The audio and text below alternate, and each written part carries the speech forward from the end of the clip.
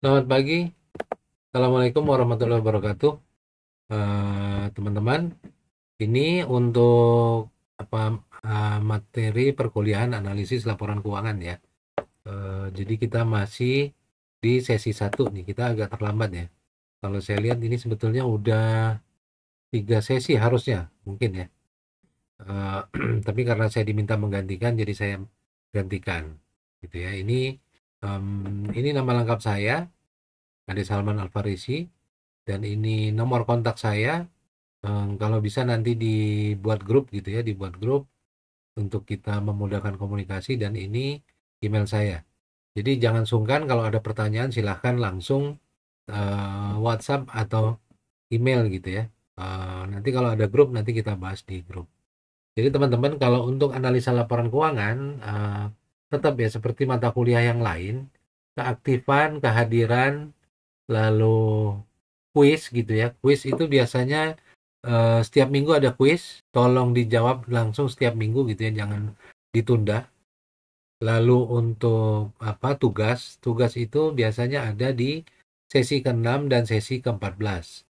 Kita total perkuliahan ada 16 sesi. Jadi sesi ke 1 sampai 6 itu kita membahas materi. Sesi ke-7 nanti kita mereview materi sesi 1 sampai 6, dan sesi ke-8 itu biasanya UTS ya, ujian tengah semester. Lalu kita lanjut ke sesi 9 sampai 14 itu membahas materi, dan sesi 15 itu review materi sesi 9 sampai 14, dan sesi 16 nanti kita ujian akhir semester. Proporsinya sama, nanti dari ada 30% UTS, 30% UAS, dan 40% ini nanti bergantung dengan kuis, kehadiran, dan lain-lain ya. Oke.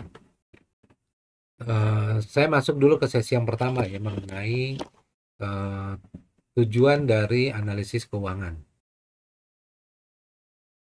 Mudah-mudahan mudah-mudahan teman-teman bisa ini ya. Kalau yang dari akunting sih sebetulnya agak agak terbantu gitu ya, karena kita membahas banyak di laporan keuangan. Tapi nggak apa-apa, saya akan jelaskan juga di sini gitu ya.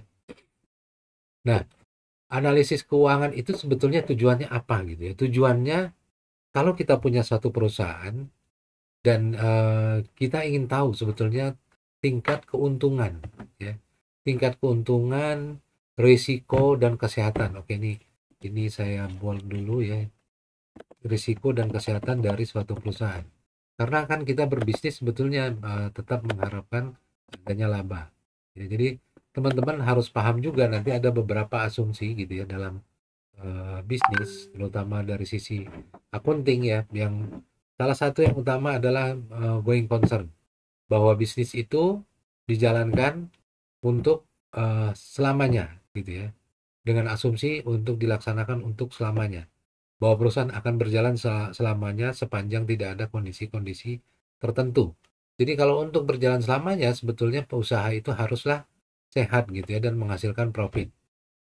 Dan yang kedua, sebetulnya perusahaan itu memberikan eh, tujuan kita gitu ya di manajemen keuangan.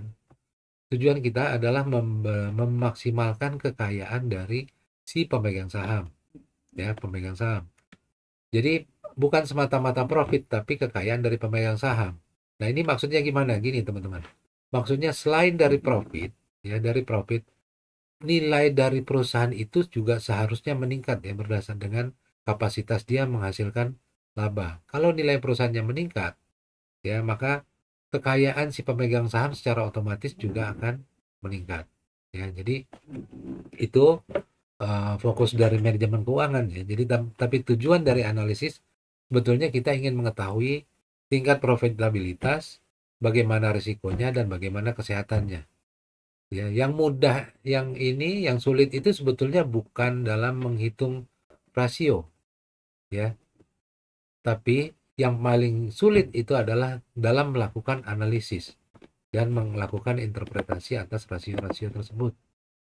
Ya, jadi nanti di masalahnya adalah kita harus menentukan apa namanya analisa kita berdasarkan rasio-rasio yang sudah disusun.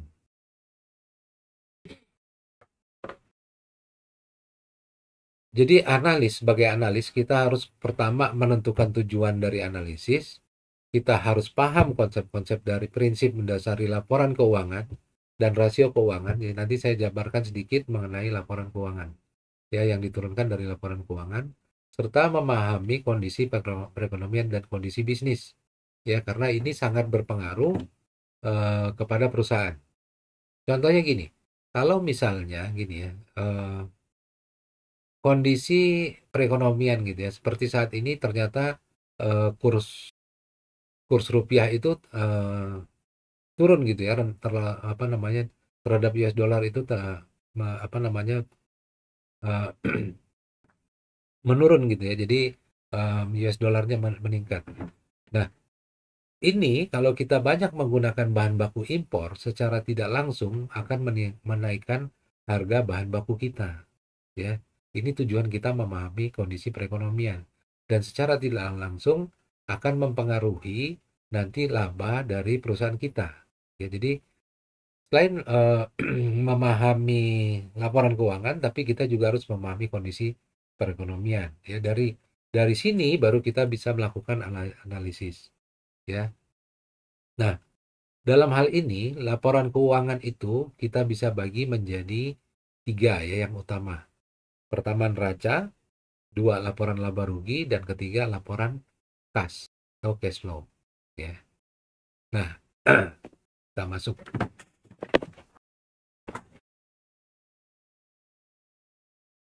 Lalu ini adalah tujuan dari analisis keuangan. Ya, jadi selain profitabilitas, manfaatnya apa sih sebetulnya gitu ya? Kita tahu profitabilitas, kita tahu resikonya, kita tahu kesehatan dari dari suatu perusahaan gitu. Nah, manfaatnya sebetulnya satu. Kalau kita misalnya melakukan investasi pada saham, ya, berarti saham adalah bukti kepemilikan dari satu perusahaan. Ya, biasanya perusahaan yang menjual saham itu kan melakukan go public gitu ya. Go public, dia menjual sahamnya di bursa ya, di bursa saham. Dalam hal ini di Indonesia adalah Bursa Efek Indonesia ya. Jadi kalau dia perusahaan itu menjual sahamnya di situ dan kita membeli, maka kita menjadi salah satu pemilik dari perusahaan tersebut. Namun kalau kita ingin membeli gitu ya, kita harus paham sebetulnya bagaimana laba, resiko gitu ya, dan kesehatan dari perusahaan ini gitu ya. Jadi kita nggak sembarang membeli ya gitu, tapi kita harus tahu bagaimana sih prospek perusahaan ini gitu ya, dan bagaimana kondisi labanya saat ini, apakah nilainya saat ini terlalu tinggi nilai sahamnya atau terlalu rendah gitu ya, dan ini akan jadi pertimbangan kita. Itu satu dalam membeli saham. Kedua adalah memberi kredit. Nah, ini tidak paling nyata ini misalnya pada bank gitu ya. Dengan memahami rasio-rasio ini sebetulnya kita bisa menilai kemampuan perusahaan untuk mengembalikan pinjaman yang diberikan. Sebetulnya kan pinjaman ini tidak terbatas bank gitu ya, ada juga perusahaan leasing ataupun rekanan bisnis gitu ya. Tapi menilai kemampuan perusahaan untuk mengembalikan pinjaman tersebut gitu ya. Jadi apakah perusahaan ini punya kapasitas gitu untuk mengembalikan pinjaman pokoknya sesuai dengan periode yang diperjanjikan.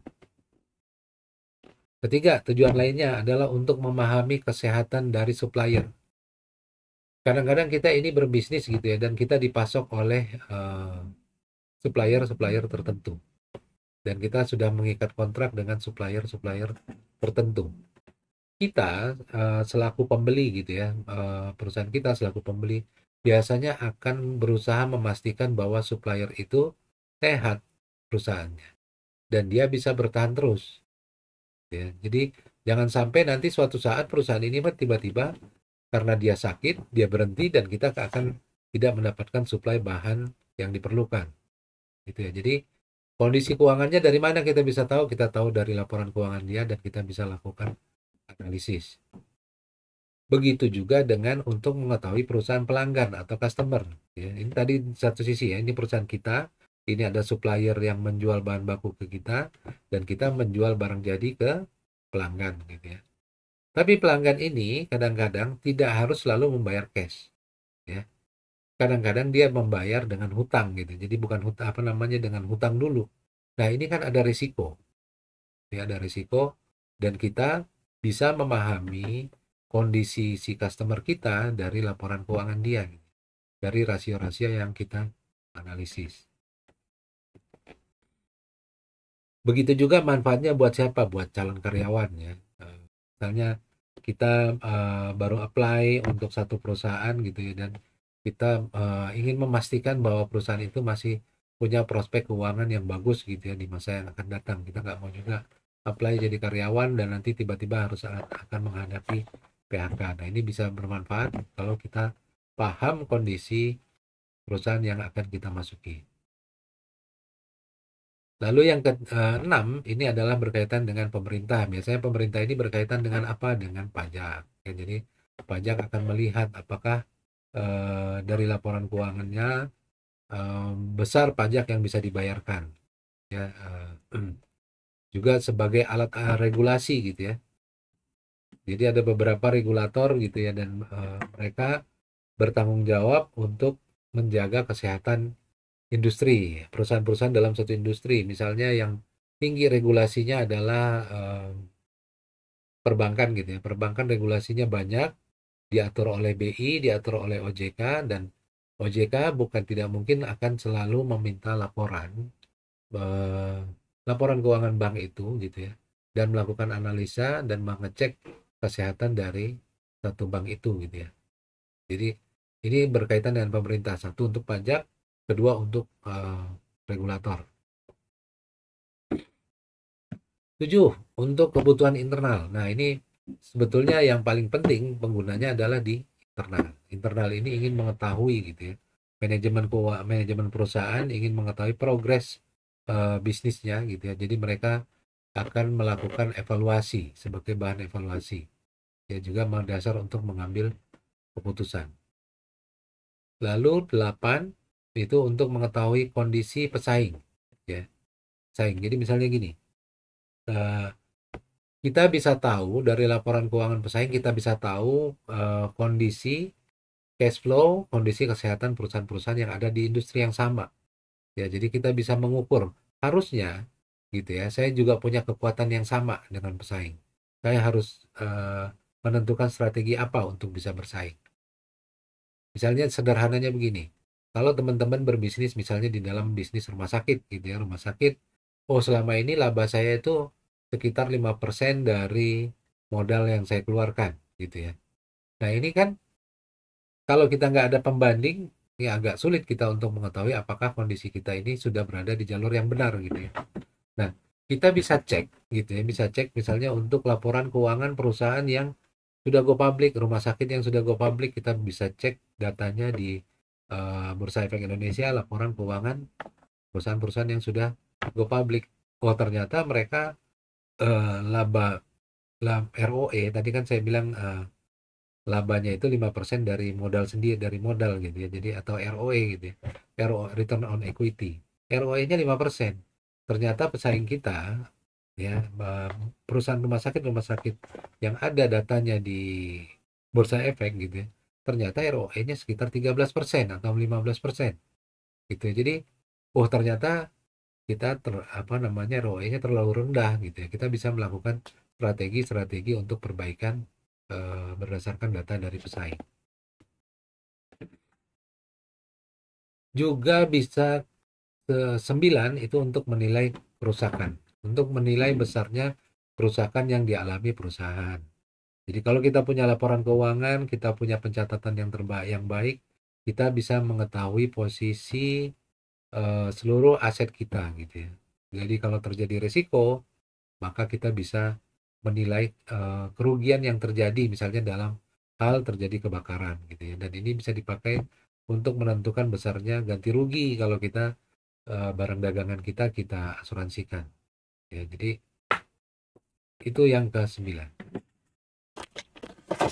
Jadi ada beberapa tujuan gitu ya. Tujuan utamanya memang kita mengetahui em, kesehatan, profitabilitas gitu ya. Tapi ada beberapa tujuan lainnya yaitu bisa digunakan untuk menilai saham, ya, untuk menilai kesehatan, mengetahui pesaing dan lain-lain. Oke. Sekarang kita kembali dulu ke dalam kegiatan bisnis perusahaan. Jadi lingkup perusahaan itu, teman-teman,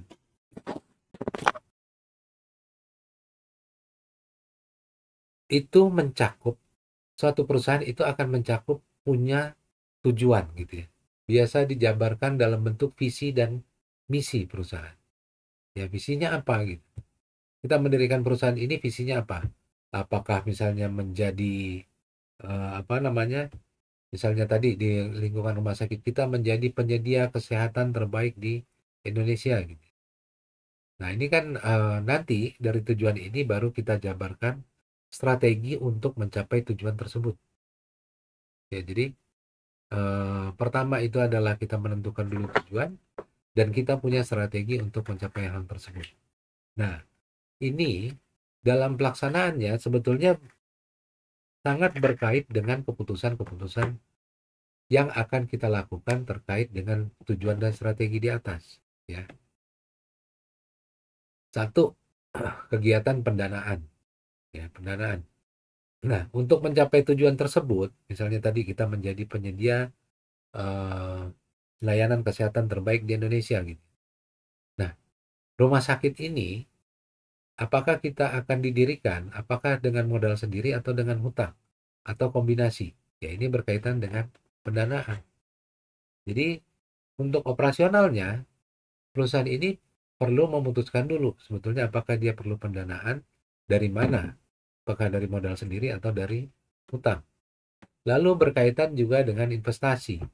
Ya. Lalu, dana yang kita punya tadi, modal dan hutang tadi, kita investasikan kemana? Gitu ya. Apakah kita mau membelikan gedung, gitu ya, ataukah eh, sebagian kita investasikan ke saham, gitu ya. Dan ini berkaitan dengan investasi. Nah, kegiatan pendanaan dan investasi ini akan tercantum, akan terlihat dalam kegiatan operasi perusahaan. Ya, jadi inilah lingkup dari kegiatan bisnis perusahaan.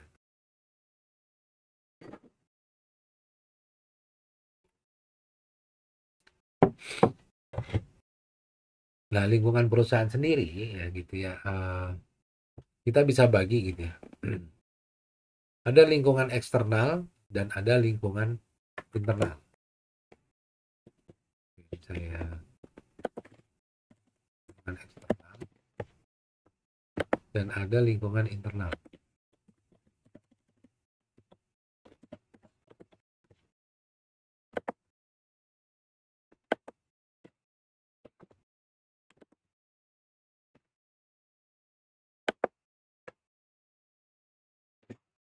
Lingkungan eksternal ini bisa kita kelompokkan sebagai lingkungan makro.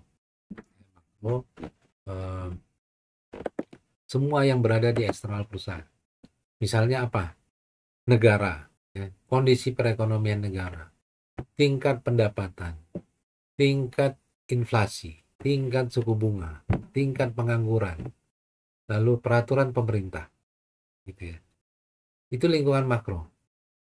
Ada juga industri gitu ya, industri di eksternal. Ini juga masih faktor eksternal gitu ya. Seperti apa? Persaingan, ya, teknologi, ya, kekuatan tawar menawar antara perusahaan supplier dengan pembeli. Ya, saya kasih gambaran gini, ya, misalnya berkaitan dengan kondisi perekonomian dari tingkat pendapatan. Ya. Dari tingkat pendapatan, kalau kita mau mendirikan rumah sakit, sebetulnya kita mau menyasar kelas yang mana, kan gitu ya. Kita bisa tahu dengan melihat tingkat pendapatan yang ada di Indonesia, gitu. Ya, jadi lalu berkaitan dengan tingkat bunga, gitu ya. Oh, ternyata suku bunga di Indonesia ini sekarang 7%, gitu misalnya. Kalau 7% berarti kalau saya bikin rumah sakit harusnya saya bisa dapat untung itu lebih dari 7%. Kenapa? Kalau kurang dari 7% lebih bagus uang itu saya depositokan kan gitu. Tapi kalau lebih maka harapannya lebih dari 7%. Nah, ini adalah kondisi lingkungan makro gitu ya. Perizinan gitu ya, peraturan pemerintah termasuk perizinan.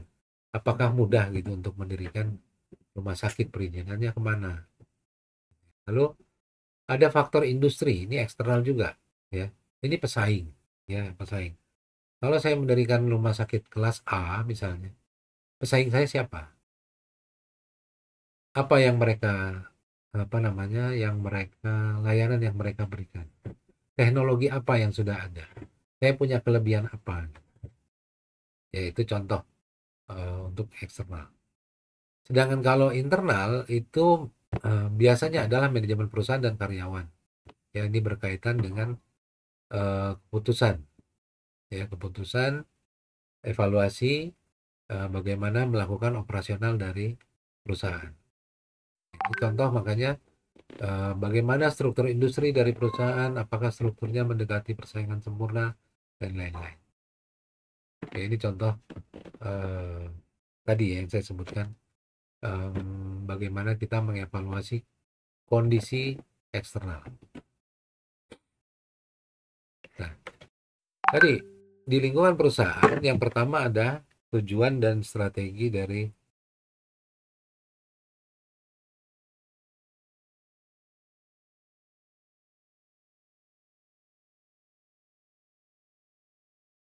Oke, sebentar.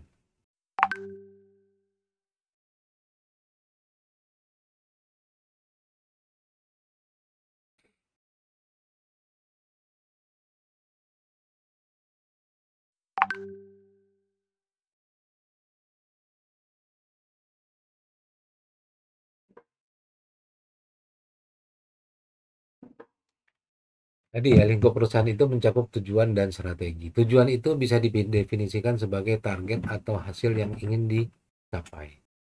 Ya tadi ya, misalnya menjadi layanan rumah kesehatan terbaik di Indonesia, yaitu target hasil akhir yang ingin dicapai. Sedangkan strategi kita bisa sebut sebagai cara untuk mencapai tujuan. Ya, jadi tujuan ini sangat bergantung dari visi dan misi perusahaan. Ya.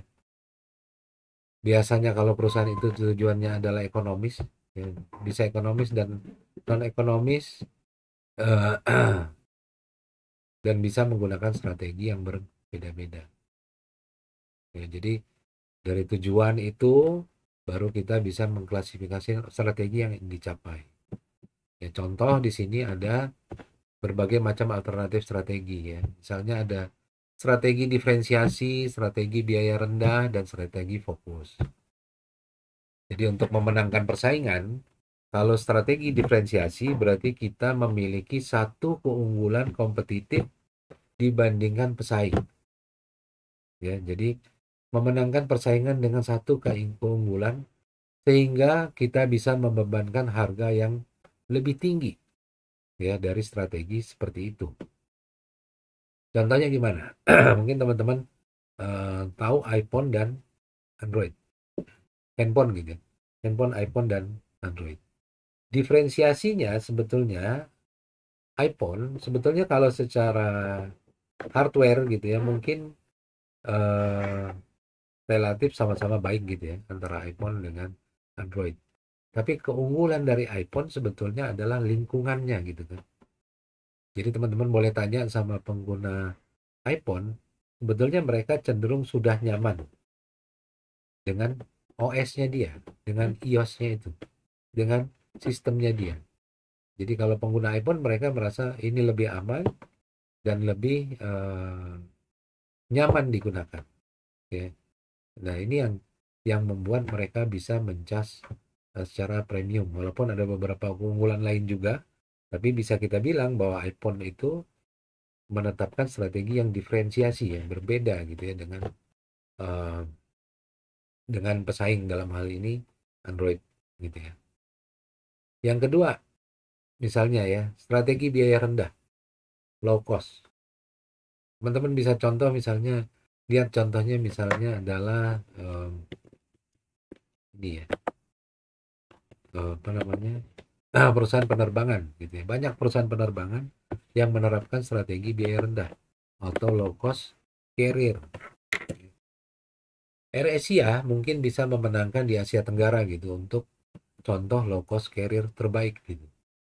Walaupun banyak juga pesaing lain, tapi secara branding dan secara ini AirAsia sudah dikenal sebagai low cost carrier terbaik. Jadi teman-teman kalau lihat sebetulnya AirAsia itu tiketnya pun eh, mungkin cuma kertas gitu ya, atau dengan barcode aja gitu, cukup gitu. Dan itu kita sudah bisa check in dengan nyaman. Itu kan strategi ya, jadi lebih murah gitu ya, lebih murah dalam sisi operasional.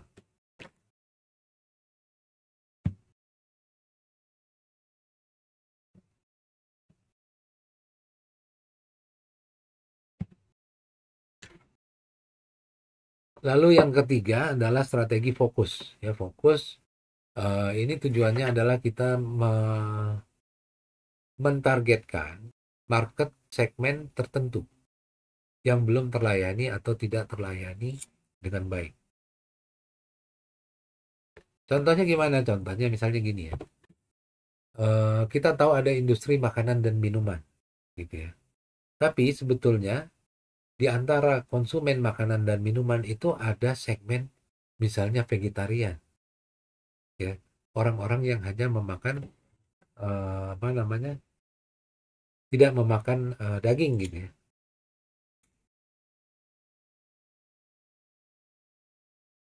Nah, maaf sebentar.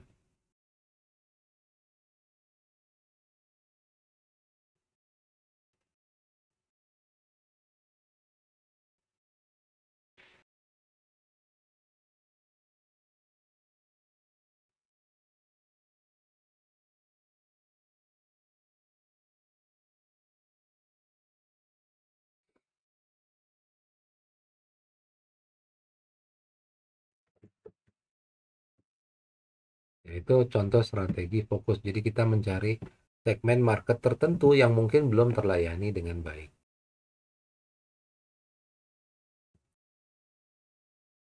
Nah, lingkungan yang berikutnya adalah investasi dan pendanaan. Ya, pendanaan ini bagaimana kita memperoleh sumber dana untuk membiayai berlangsungnya operasional perusahaan. Ya, misalnya apakah dari menjual saham, mendapatkan pinjaman baik dari bank gitu ya. Lalu apakah kita juga mendapatkan eh, pembelian barang itu dengan bahan baku itu dengan kredit, itu juga sebetulnya termasuk dari pendanaan. Ya, dan lalu sedangkan investasi itu berkaitan dengan penempatannya dana itu gitu ya. Misalnya untuk aset jangka panjang seperti gedung, membeli stok bahan baku dan lain-lain. Jadi struktur asetnya itu sendiri nanti ada aset jangka panjang dan aset yang eh, jangka pendek. Hutangnya juga ada hutang jangka panjang dan hutang jangka pendek tergantung jenis bisnis yang kita lakukan. Misalnya kita ini adalah pedagang pakaian, biasanya perputaran hutangnya itu jangka pendek. Kenapa? Karena pembeliannya itu banyak dilakukan melalui cash, gitu ya. Sementara misalnya kita berbisnis sebagai developer perumahan, biasanya perputaran hutangnya itu lebih jangka panjang. Karena kenapa? Karena kita harus membeli dulu tanah dan membangun, gitu ya, untuk persediaan rumah. Ya, jadi dananya itu lebih panjang gitu ya. Nah, ini bedanya eh, maksudnya gitu ya, bahwa struktur aset akan menentukan struktur hutang dan struktur investasinya. Nah, lalu yang berikutnya adalah struktur modal. Apakah kita akan menggunakan hutang atau modal sendiri? Ya, tergantung dari preferensi dari manajemennya gitu ya. Ya, biasanya kalau perusahaan yang agresif, mereka berani banyak mengambil risiko dan cenderung menggunakan hutang lebih banyak gitu. Dan kalau hutang lebih banyak sebetulnya eh, ada keuntungannya dari sisi apa? Dari sisi pajak. Tapi kalau hutang ditambah terus-menerus juga beresiko perusahaan mengalami kebangkrutan. Ya, jadi ini berdasarkan preferensi dari masing-masing. Nah, tadi kegiatan investasi dan pendanaan di atas diterjemahkan dalam kegiatan operasional perusahaan. Ya, ya. Yang tujuan akhirnya adalah meningkatkan kekayaan pemegang saham. ya, yaitu dengan meningkatkan nilai perusahaan itu. Ya, jadi apakah perusahaan itu semakin bernilai? Gitu. Oke, kita masuk sekarang ke laporan keuangan. Tadi disebutkan bahwa laporan keuangan yang pokok itu ada 3. Satu, neraca. Kedua, laporan laba rugi. Ketiga adalah laporan aliran kas atau cash flow. Ya. Seluruh laporan keuangan ini melaporkan kegiatan perusahaan, apakah kegiatan investasi, kegiatan pendanaan, dan kegiatan operasional. Ya, dan akan mengevaluasi keberhasilan strategi perusahaan ya, dengan metode-metode tertentu. Laporan keuangan tersebut ini, ya, di atas ini, neraca, laporan laba rugi, dan laporan aliran kas ini diatur dalam standar akuntansi keuangan Indonesia. Ya, suka disebut dengan PSAK, Peraturan Standar Akuntansi Keuangan di Indonesia, ya, yang disusun oleh Ikatan Akuntan Indonesia. Kenapa perlu distandarisasi? Supaya betul-betul standar sebetulnya. Ya, standar maksudnya pelaporannya sama, metodenya sama, sehingga bisa digunakan secara umum. Ya.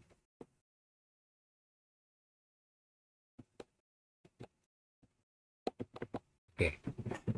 Berikut adalah yang pertama, neraca. Neraca adalah menggambarkan kondisi keuangan perusahaan pada saat tertentu.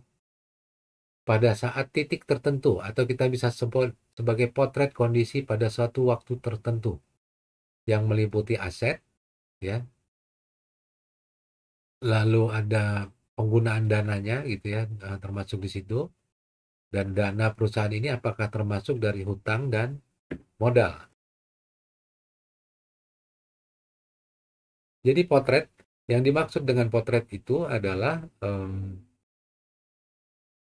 pada tanggal tertentu, ya. Kalau di laporan keuangan disebutkan posisi 31 Desember 2024, inilah posisi 31 Desember 2024. 30 Desember belum tentu seperti ini gitu, sudah bergerak lagi. 31 Desember 1 Januari mungkin sudah bergerak lagi. Ini saya kasih contoh, ada di lampiran sebentar ya. Di lampiran. Nah, ini contoh perusahaan manufaktur ya. Ini sebelah kiri neraca, di sebelah kanan ini laba rugi.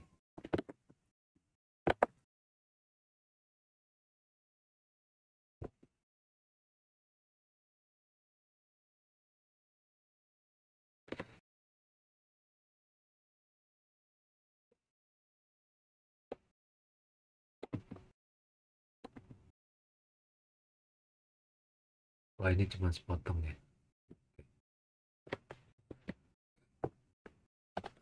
Sebentar, kita browsing aja gitu ya. Juga di sini.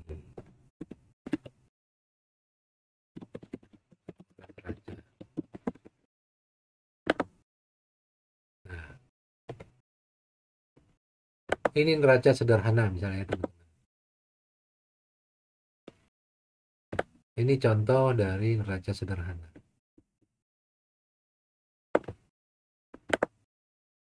Ya, nah, ini bisa dilihat gitu ya. Di sini di neraca ini ada yang namanya aktiva. Ada yang namanya sebelah kiri ini namanya aktiva, sebelah kanan ini namanya pasiva. Ya. Pasiva ini terdiri dari utang dan modal. Ini adalah yang sini adalah utang dan yang bawah ini adalah modal. Ya, jadi dan di sebelah kiri ini adalah investasi yang sudah dilakukan. Ditempatkan kemana? Operasional perusahaan selama ini menempatkan ke mana? Jadi contohnya di sini ya, aset perusahaan itu sebesar 31.790.000.000. Ini sama dengan total hutang dan modal 31.790.000.000. Di mana hutangnya ini 3.340.000.000, modal sendirinya 28.450.000.000. Ya. Ini total 31.790. Nah, modal dan hutang ini ditempatkan dalam bentuk aktiva lancar dan aktiva tetap. Aktiva lancar ini yang biasanya sifatnya itu jangka pendek usianya ya, di bawah 1 tahun, seperti uang kas perputarannya di bawah 1 tahun. Tagihan, perlengkapan, sewa gitu ya. Aktiva lancar 17.420 juta, dan aktiva tetap yang umurnya lebih dari 1 tahun ini peralatan ya 17 miliar, dikurangi nanti dengan penyusutan. Jadi total nilai peralatannya sekarang 14.370. Nah, inilah yang digambarkan dari satu neraca gitu ya. Mungkin di slide ini ada kali.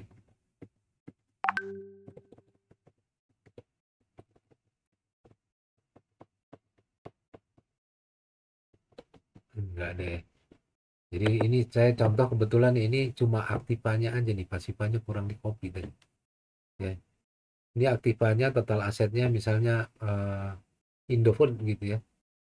Per tanggal 31 Desember 2020. Ini dipotret per 31 Desember 2020. Ya.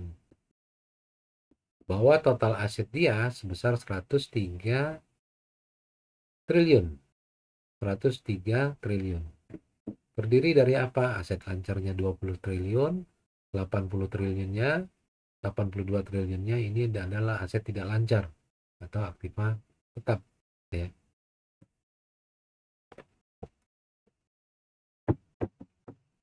Nah, ini posisi hutang dan modalnya kebetulan nggak dicantumkan gitu ya. Nah, ini disebutkan di sini bahwa total aktiva harusnya sama dengan total pasiva. Total aset harusnya sama dengan hutang plus modal ya. Seperti yang saya contohkan tadi di sini. Total aset ini harusnya sama dengan total utang dan modal. Oke. Nah, di neraca sendiri diklasifikasikan lagi nih dari sisi aset ya. Ada aktiva lancar tadi ya. Aktiva lancar ini maksudnya yang biasanya dikonsumsi dalam jangka waktu yang pendek, umumnya 1 tahun. Ya, misalnya apa? Uang kas, piutang, persediaan. Uang kas itu kan keluar masuk gitu ya, dan di bawah 1 tahun. Piutang juga begitu. Kalau sudah tagih nanti kita dapat pembayaran. Persediaan juga gitu. Lalu ada yang berwujud jangka panjang gitu ya. Misalnya apa? Bangunan ya. Umurnya panjang, lebih dari 1 tahun. Ya. Dan tidak dimaksudkan untuk dijual kembali. Tanah gitu ya. Mesin, mobil, peralatan, komputer merupakan contoh kategori dari bangunan aktiva tetap ya. Bangunan, pabrik, dan peralatan. Yang ketiga, jangka panjang juga. Ini adalah investasi ya. Investasi yang umurnya lebih dari 1 tahun biasanya. Misalnya apa? Kita berinvestasi pada surat utang, obligasi gitu ya. Surat utang perusahaan lain kita beli, maka kita punya tagihan kepada perusahaan itu gitu. Lalu misalnya investasi pada saham yang sifatnya jangka panjang, maka ini kita masukkan dalam investasi jangka panjang. Kalau dimaksudkan untuk dijual kembali, maka dia masuk dalam aktiva lancar. Ada juga aktiva yang tidak berwujud ya. Misalnya apa? Misalnya adalah hak paten ya, trademark, hak tambang, hak pengelolaan hutan gitu ya. Itu ada nilainya tapi tidak berwujud. Nah, ini juga masuk di dalam aset kita. Berikutnya adalah hutang dan klasifikasinya.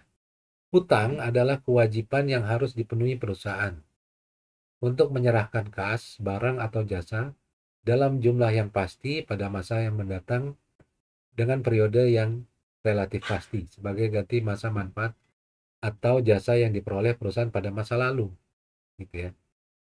Misalnya apa? Paling sederhana itu adalah kredit gitu ya, pinjaman dari bank. Itu adalah hutang gitu.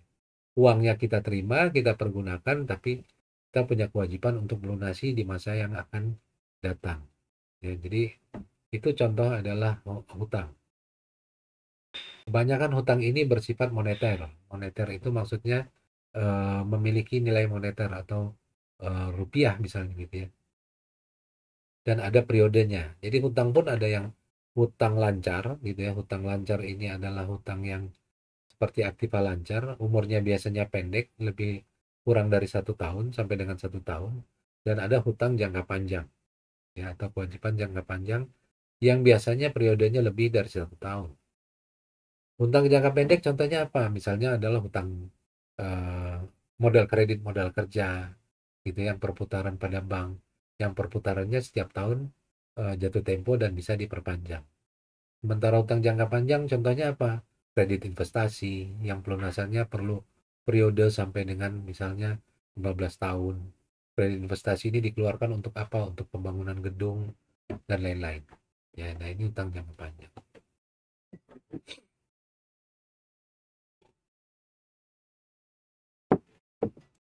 Tadi hutang, berikutnya adalah saham. Saham ini adalah kepemilikan modal yang disetorkan oleh si pemilik ya. Secara hak urutannya paling akhir ya. Jadi kalau misalnya perusahaan bangkrut, yang digunakan pertama adalah untuk melunasi hutang dulu. Sisanya baru digunakan untuk si pemegang saham. Ya, apabila nggak ada sisa, maka tidak si pemegang saham tidak memperoleh kas ya. Nah, modal sendiri di neraca itu sebetulnya terdiri dari modal yang disetorkan pemilik ya, pemegang saham, ditambah lagi dengan laba ditahan kalau dia sudah beroperasi sebelumnya gitu ya. Kalau awal saja baru berdiri maka itu hanya modal. Tapi nanti kalau sudah beroperasi ada laba yang dimasukkan lagi ke dalam perusahaan, itu masuk dalam komponen laba ditahan. Laba ini kan bisa terbagi dua ya teman-teman. Ada yang dibagikan ke pemegang saham atau dimasukkan kembali ke dalam perusahaan sebagai laba ditahan. Nah, yang diakui di neraca adalah laba ditahan. Baik. Berikutnya adalah laporan laba rugi. Ini merupakan laporan prestasi perusahaan selama jangka waktu tertentu. Ya, jadi berbeda dengan neraca. Neraca itu adalah seperti foto gitu ya, 31 Desember. Tapi kalau laporan laba rugi itu periode tertentu. Ya, misalnya 1 tahun periodenya. Jadi laporan laba rugi yang berakhir tanggal 31 Desember 2019. Ya.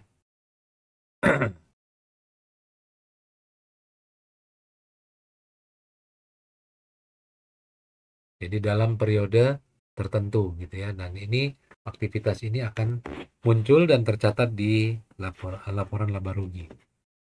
Di situ termasuk adalah laba bersih ya, mengukur total pendapatan dikurangi dengan total biaya. Ini contoh yang bisa, nah ini tadi ya Indofood, ini laporan laba rugi posisi 31 Desember untuk tahun yang berakhir. Jadi berbeda ya dengan posisi.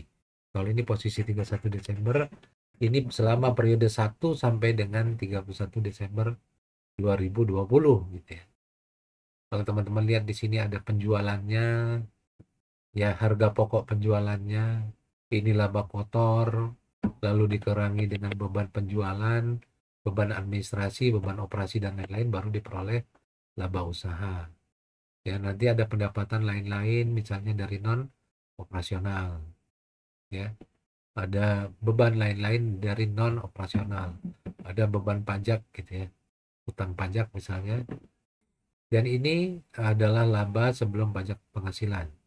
Lalu dikurangi dengan pajak penghasilan, maka laba tahun berjalannya 7,4 triliun. Jadi kita bisa bilang bahwa dengan aset 103 triliun, Indofood ini bisa selama 2020 bisa menghasilkan laba 7,4 triliun. Ya.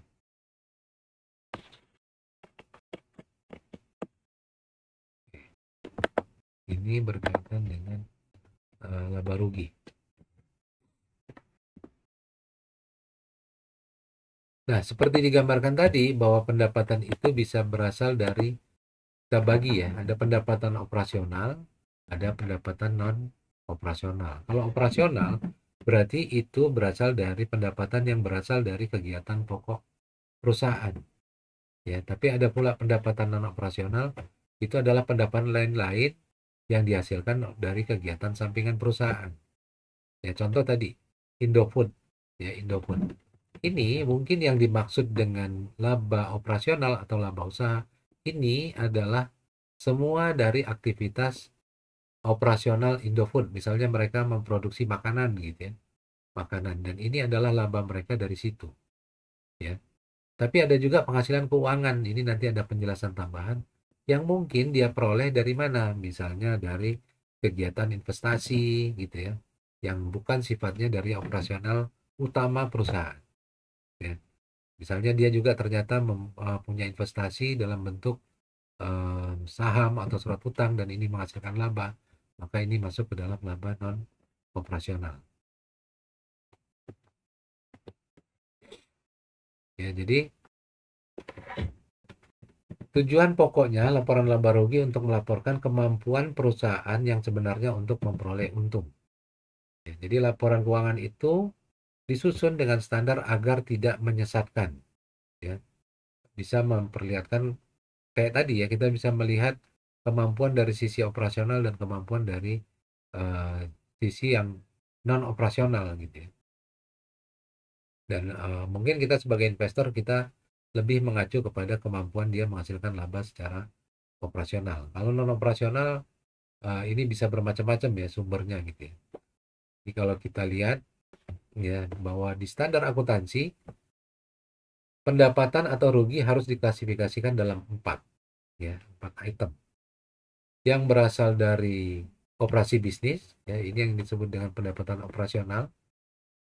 Ya kalau tadi Indofood dia utamanya menjual makanan, maka labanya itu berasal dari menjual makanan, gitu ya.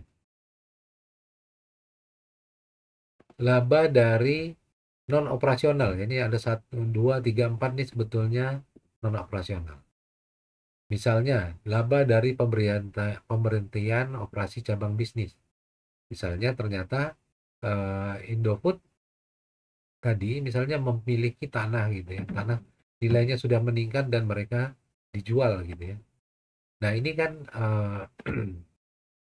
bisa menghasilkan laba gitu ya, laba, dan ini dicatat di laba rugi juga. Ini berarti non operasional.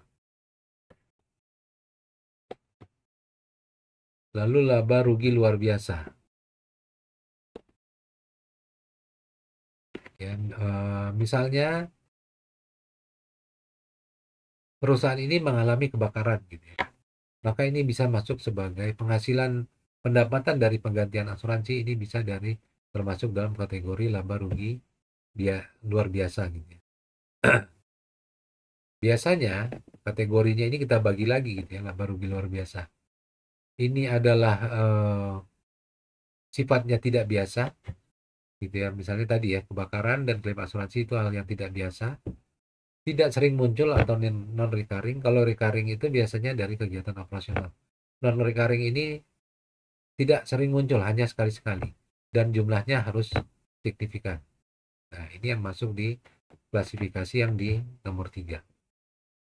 Lalu yang keempat karena perubahan prinsip atau metode akuntansi ya, misalnya eh, perusahaan selama ini persediaannya menggunakan metode akuntansi LIFO. LIFO ini maksudnya adalah last in first out. Jadi persediaan barang itu mana yang dibeli terakhir itu yang dijual pertama kali. Last in first out ya. Dan sekarang dia akan berubah menjadi FIFO ya. FIFO ini first in first out. Mana yang dibeli pertama kali, inilah bahan yang dikeluarkan pertama kali juga gitu ya.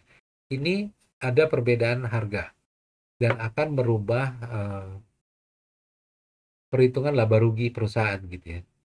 Nah, kalau memang ada perubahan, maka perubahan efek dari perubahan tersebut harus dihitung dan dimasukkan ke dalam laba rugi. Oke. Next kita tadi udah neraca laba rugi, sekarang laporan cash flow ya. Laporan cash flow ini adalah laporan aliran kas masuk dan kas masuk dan kas keluar bersih gitu ya. Pada satu periode, kayak tadi misalnya 1 tahun laba ruginya, maka hasil aktivitas itu diperlihatkan dari laporan cash flow ya. Jadi ini bisa diketahui kemampuan perusahaan dalam memenuhi kewajiban-kewajibannya dari laporan cash flow gitu ya. Apakah perusahaan itu memiliki sumber kas yang cukup. Nah, ini contoh laporan cash flow itu kita bisa bagi dari 3 item ya. Yang pertama berasal dari operasi perusahaan, berasal dari investasi perusahaan, dan berasal dari pendanaan perusahaan. Ya, misalnya dari operasi, kas itu diterima dari penjualan barang dan jasa, dikurangi dengan kas dibayar untuk kegiatan operasi. Maka ini sama dengan aliran kas dari operasi perusahaan. Kas itu diperoleh dari penjualan investasi. Ya, misalnya penjualan surat berharga, penjualan bangunan pabrik, peralatan tanah, dan lain-lain. Lalu dikurangi dengan kas yang dibayarkan untuk investasi. Apakah itu akuisisi, pabrik, bangunan, peralatan, maka ini akan menjadi aliran kas dari investasi. Pendanaan, misalnya selama periode itu perusahaan memperoleh tambahan hutang, ya, digunakan untuk membayar dividen, untuk membeli saham, dan lain-lain.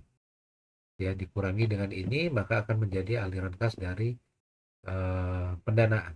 Total ketiga ini adalah net cash flow untuk periode tertentu.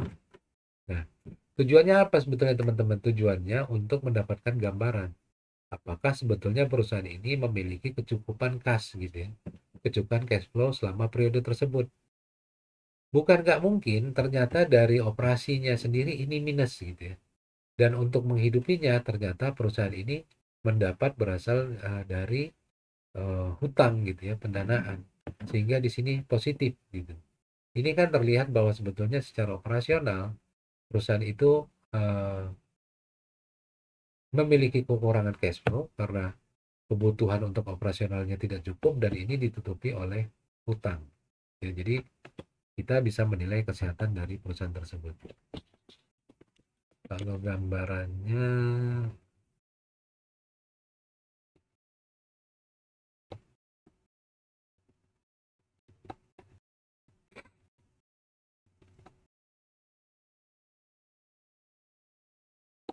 nah, ini contoh ini ya teman-teman ya.